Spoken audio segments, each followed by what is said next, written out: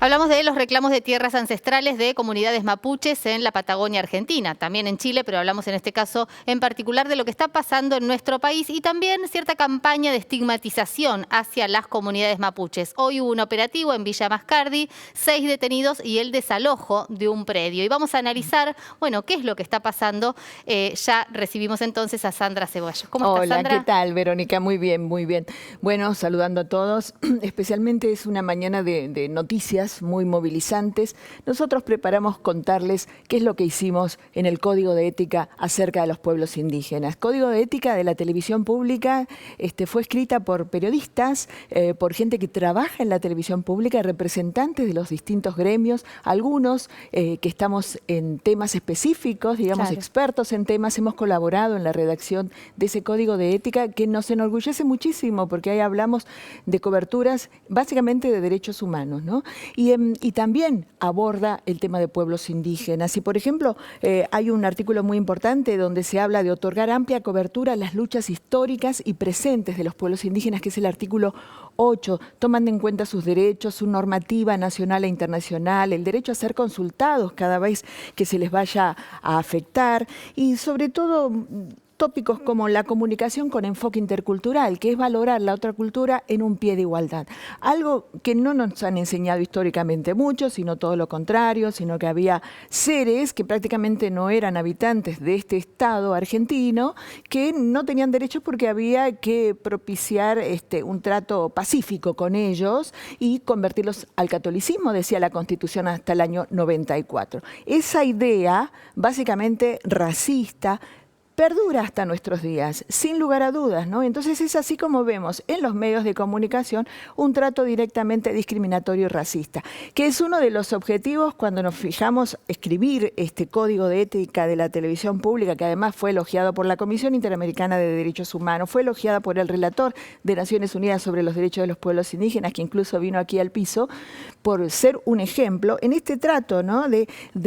hacia un colectivo. Yo creo que ningún pueblo se merece que se le trate con generalidades, ¿no? A nadie nos gustaría que dijéramos algo negativo de los argentinos, como no nos gusta que se diga de los abogados, de los periodistas. Pero permanentemente, a propósito de las comunidades mapuches, sobre todo en estos días, ¿no? Escuchamos hablar de los supuestos mapuches, cuando, bueno, se hace referencia a que probablemente haya infiltrados en las manifestaciones y en los reclamos de las comunidades en la Patagonia. Está claro en la Constitución Nacional, señores periodistas, o a quien le corresponda.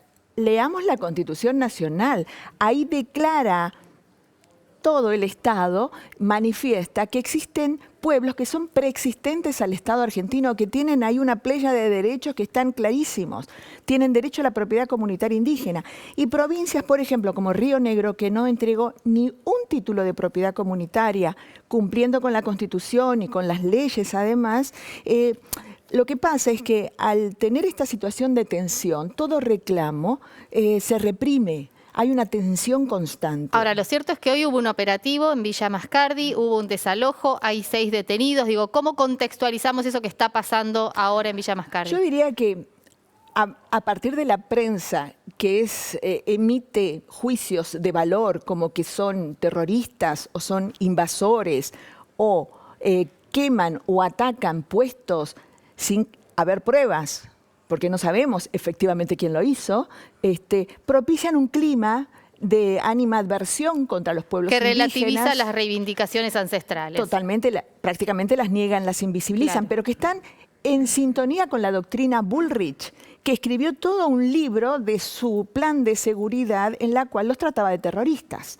¿no? Entonces, es un poco de llamar al diálogo, como hicieron. ¿Cuál es la salida, no, Sandra? Ese es el tema, ¿no? Entender y obvio respetar, porque así lo definen las Naciones Unidas y la Constitución argentina, Totalmente. Los reclamos de las comunidades ancestrales e indígenas en la República Argentina, y al mismo tiempo atender que hay circunstancias que, bueno, llaman la atención, ¿no? Hay organizaciones de derechos humanos que ayer ya llamaron la atención acerca de la movilización de tropas en Bariloche, que efectivamente se concretó, como bien decías, esta madrugada, desalojo de familias enteras con mujeres y con niños, y la creación de un comando unificado de fuerzas federales. Ante esto, el Parlamento Mapuche Tehuelche llama a la reflexión al Estado Nacional, diciéndole que nada se logra con la fuerza ni con la violencia, sino con el diálogo.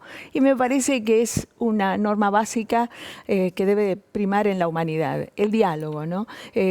Nuevamente, existen derechos de la Constitución Nacional hacia los pueblos indígenas que están conculcados. Así que también podría haber un comando que proteja los derechos de los pueblos indígenas. Sería buenísimo que se unificaran las fuerzas nacionales, provinciales, locales, para decir, bueno, señores, a ver quién, empresarios multinacionales que están arremetiendo en contra de esta gente que están en situación de vulnerabilidad. ¿Qué podemos hacer? Porque en territorio ellos no pueden hacer nada, ¿no? Los pasan por encima. Así que me parece que hoy por hoy es llamar una voz al diálogo, a lo pacífico, un diálogo de buena fe como debe ser.